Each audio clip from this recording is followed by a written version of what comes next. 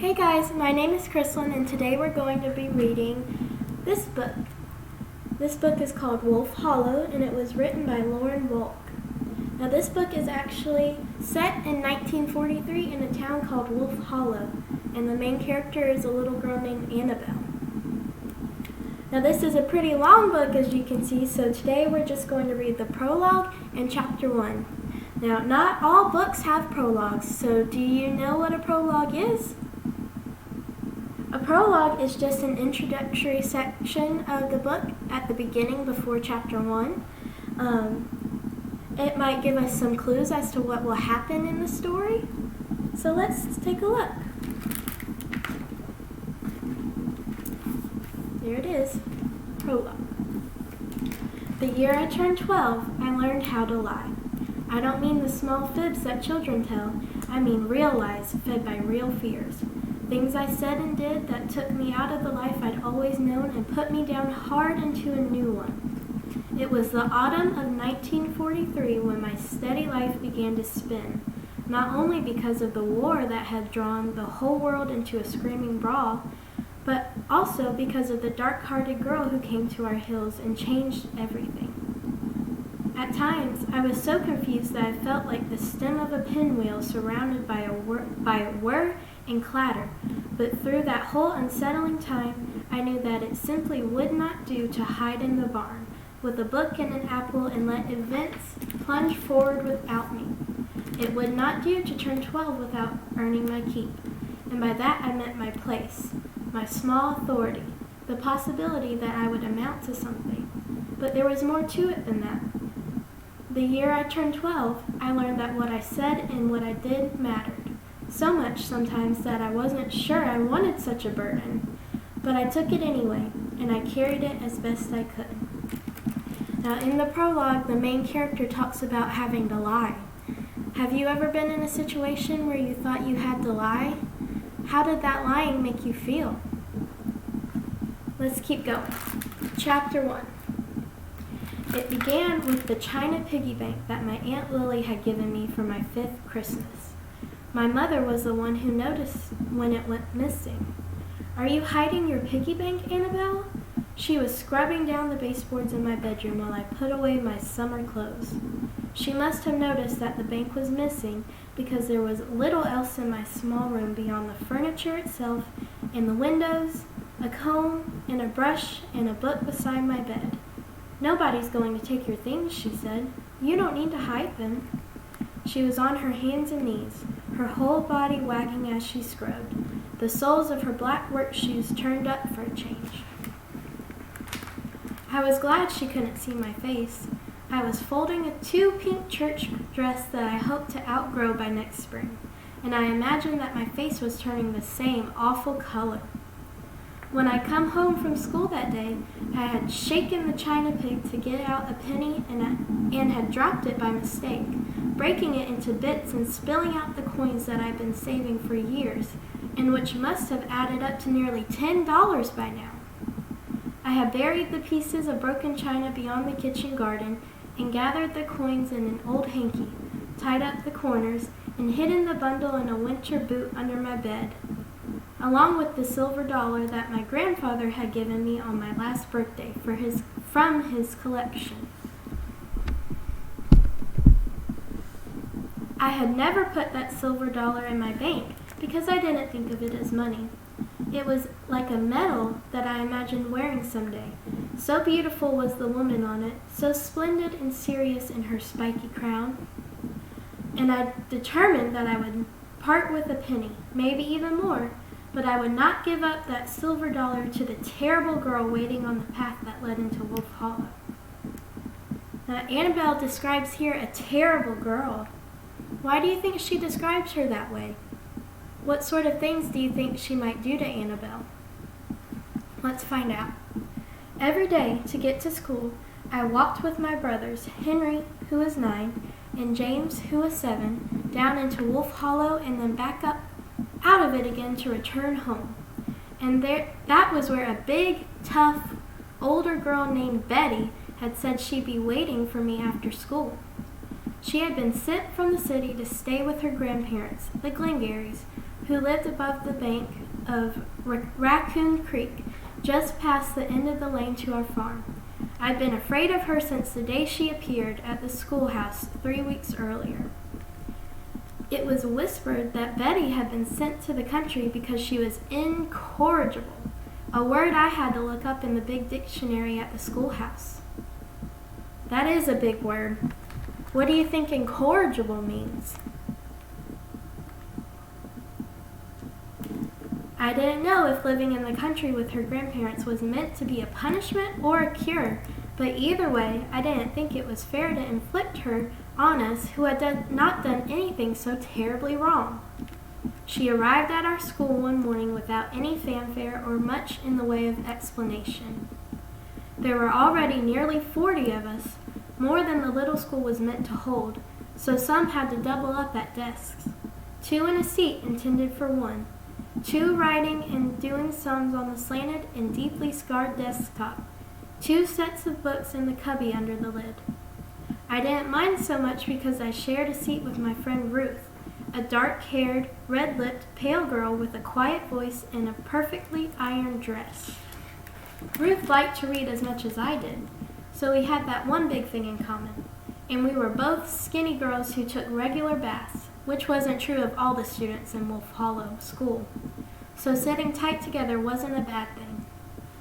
Our teacher, Mrs. Taylor, said good morning when Betty arrived that day and stood at the back of the schoolroom. Betty didn't say anything. She crossed her arms over her chest. Children, this is Betty Glengarry, which sounded to me like a name from a song. We were expected to say good morning, so we did. Betty looked at us without a word. We're a little crowded, Betty, but we'll find a seat for you. Hang up your coat and lunch pail. We all watched in silence to see where Mrs. Taylor would put Betty, but before she had a chance to assign a seat, a thin girl named Laura, apparently reading the writing on the wall, gathered up her books and wedged in next to her friend Emily, leaving her desk free. This became Betty's desk. It was in front of the one I shared with Ruth, close enough so that within a couple of days I had spitballs clinging to my hair and tiny red sores on my legs where Betty had reached back and poked me with her pencil. I wasn't happy about the situation, but I was glad that Betty had chosen to devil me instead of Ruth, who was smaller than I was and dainty. And I had brothers who had inflicted far worse upon me, while Ruth had none. For the first week after Betty arrived, I decided to weather her minor attacks, expecting them to wane over time. In a different kind of school, the teacher might have noticed such things, but Mrs. Taylor had to trust that what was going on behind her back wasn't worth her attention. Since she taught us all, the chairs clustered at the front of the room by the chalkboard were always occupied by whatever grade level was having a lesson, while the rest of us sat at our desks and did our work until it was our turn at the front. Some of the older boys slept through a good part of the day. When they woke up for their lessons at the chalkboard, they were so openly contemptuous of Mrs. Taylor that I believe the lessons she taught them were shorter than they might have been. They were all big boys who were useful on their farms and didn't see the point of going to a school that wouldn't teach them to sew or reap or herd anything. And they knew full well that if the war was still going on when they were old enough, school wouldn't help them fight the Germans. Being the farmers and ranchers who fed the soldiers might save them from the war or make them strong enough to fight, but school never would. Now, Annabelle keeps mentioning a war, and here she said that they would have to fight Germans. What war do you think that is? Can you remember from maybe a history lesson? Let's keep going now. Still, in the coldest months, the work they might be asked to do at home was tedious and difficult. Mending fences and barn roofs and wagon wheels, given the choice to spend a day snoozing and, at recess, roughhousing with the other boys instead of working in the freezing wind, the boys generally chose school, if their fathers let them. But when Betty arrived that October, the days were still warm, and so those awful boys were not regularly attending school. If not for her, the schoolhouse would have been a peaceful place, at least until everything fell into pieces that terrible November and I was called upon to tell my catalog of lies. Back then, I didn't know a word that described Betty properly or what to call the thing that set her apart from the other children in that school.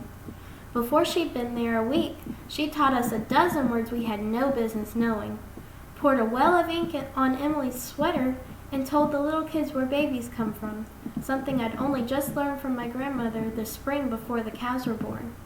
For me, learning about babies was a gentle thing that my grandmother handled with the grace and humor of someone who had borne several of her own, every one of them on the bed where she still slept with my grandfather. But for the youngest of the children at my school, it was not gentle. Betty was cruel about it. She scared them to bits. Worst of all, she told them that if they tattled to their parents, she would follow them through the woods after school and beat them, as she later did me. Maybe kill them, and they believed her just as I did. I could threaten my brothers with death and dismemberment a dozen times a day, and they would laugh at me and stick out their tongues.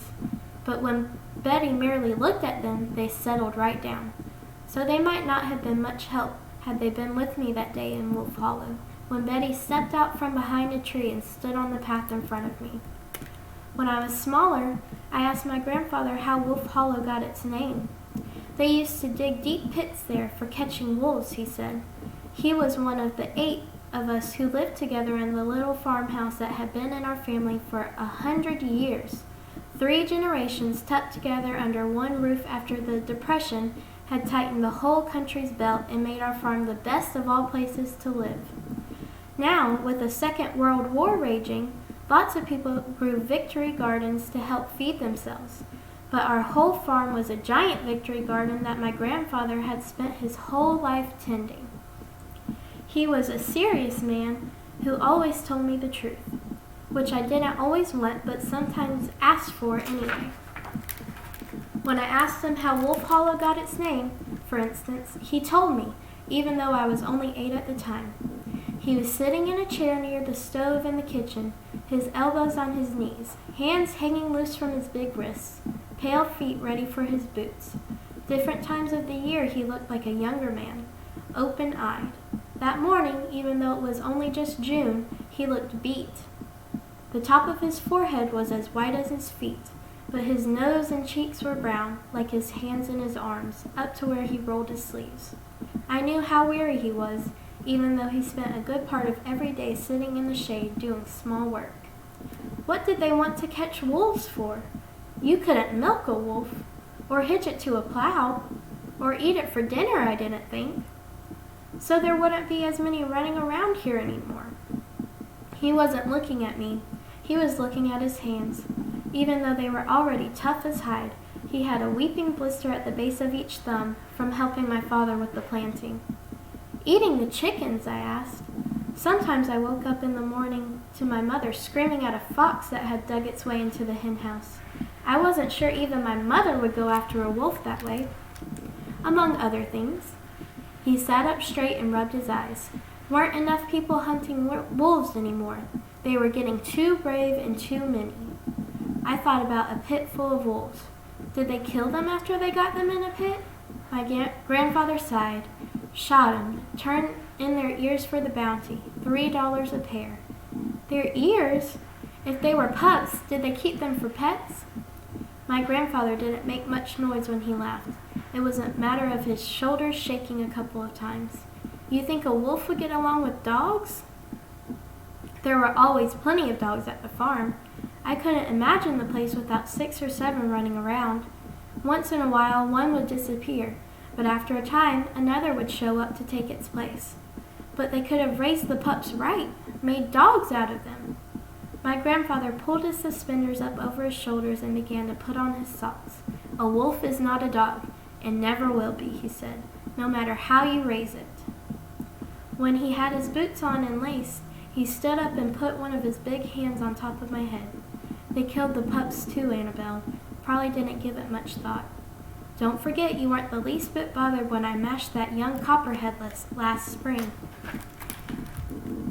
The snake had kept the imprint of his boot, like it was made of clay. Copperheads are poisonous, I said. That's different. Not to the snake it isn't, he said, or to the God who made it. What do you think about the townspeople killing the wolves? Do you think it was right?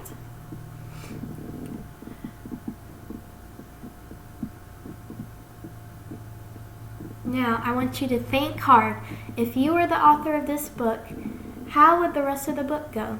Would Annabelle stand up to Betty? Why or why not? I hope you enjoyed this chapter enough to maybe get the book from the library sometime and finish it. The ending might surprise you. Bye, guys.